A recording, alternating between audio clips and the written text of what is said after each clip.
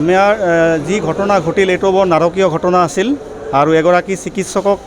নিজ চিকিৎসালয়ত কৰ্তব্যৰত অৱস্থাত ধৰ্ষণ কৰি হত্যা কৰাৰ নিচিনা দুখ লগা ঘটনা যাতে কেতিয়াও নহয় তাৰ প্ৰতিবাদত আৰু দোষীক উপযুক্ত শাস্তি যি এই কাণ্ডত জড়িত আছে তেওঁলোকক উপযুক্ত শাস্তি দিয়ক যাতে ভৱিষ্যতে তেনেধৰণৰ কৰ্ম চিকিৎসকৰ ওপৰত যাতে কোনো কৰিবলৈ সাহস নাপায় আৰু ইয়াৰ প্ৰতিবাদত আমাৰ আমছা আসাম মেডিকেল ছাৰ্ভিচ এছ'চিয়েশ্যনৰ ফালৰ পৰা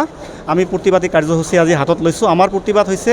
কলা বেজ পৰিধান কৰিম আমি আজি আমাৰ যিমান চিকিৎসাকৰ্মী আছোঁ, কিন্তু আমি OPD-টো বয়কট নকৰিম। কলা বেজ পৰিধান প্ৰতিবাদো চলিব, আমি OPD সেৱা আগবঢ়াম, কিন্তু সেই বুলি যে আমি প্ৰতিবাদ কৰা নাই, সেইটো আমাৰ প্ৰতিবাদ চলি থাকিব। আৰু এই প্ৰতিবাদৰ পিছত আমি আমাৰ প্ৰত্যেকটো ইউনিটৰ পৰা এখন মেমৰেণ্ডাম আমি DC মহোদয় আৰু SP মহোদয়ক আমি জমা দিম। একচুৱেলি মোৰ ছিনিয়ৰ ডক্টৰে যিজনে আগতে যিখিনি ক'লে, একচুৱেলি আমাৰ আজি আমি প্ৰতিবাদ কৰিছোঁ, কিন্তু আমি OPD-টো বয়কট কৰা নাই, ক'লা বেজ পৰিধান কৰিছোঁ। আমাৰ OPD যিখিনি আমাক সেৱা আগবঢ়াব লাগে আমি সেইখিনি পাৰ্যমানে কৰিছোঁ, কিন্তু এনেকুৱা নহয় ছাৰে যিখিনি ক'লে যে এনেকুৱা নহয় আমি প্ৰতিবাদ কৰা নাই, আমি প্ৰতিবাদ কৰিছোঁ আৰু এইটোৰ প্ৰতিবাদ হৈ থাকিব যেতিয়ালৈকে আমি দোষী শাস্তি নাপায় আৰু এনেকুৱা কিছুমান যিবিলাক ঘটনা ধৰ্ষণ মাৰ্ডাৰ এইবিলাক যাতে আৰু পুনৰাবৃত্তি নহয়, সেই পুনৰাবৃত্তি নোহোৱাৰ কাৰণে আমি